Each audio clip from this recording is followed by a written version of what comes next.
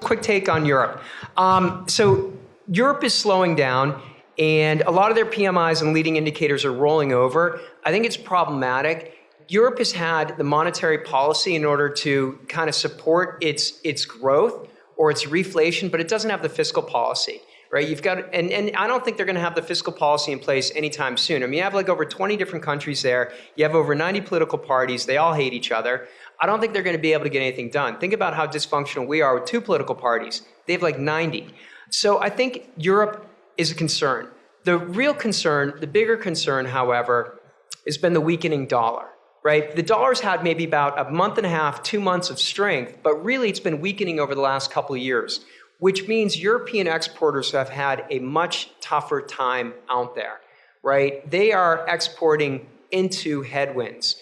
Which means everything that's coming over here to the US is more expensive, and that's really problematic. So European corporate profits have rolled over. I think they're weaker there. I think European growth in general is going to have a tougher time. I think they've got to get used to lower growth rates. That said, I don't think they're heading into recession anytime soon.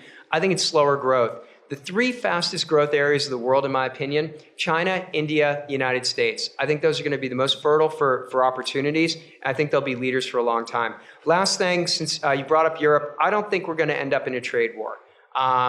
We're fighting this on a lot of different fronts. And I think I read an op-ed today in the Financial Times that said no one could accuse President Trump of being a chess player. Which is probably pretty insightful and accurate statement. So why on earth we're deciding to take on all of our trading partners simultaneously, I don't quite know. But I don't think there's any person out there, president or policymaker, that's going to want to own the legacy of having walked us down the road of the Smoot-Hawley tariffs, right? Smoot-Hawley tariffs, 1930, brutal, started off as duties against 100 imported items, but by the end it was tariffs on 22,000 items, basically everything that was imported into the US, global trade ground to a halt. It wasn't very fun. I think there was something called the Great Depression somewhere along that way.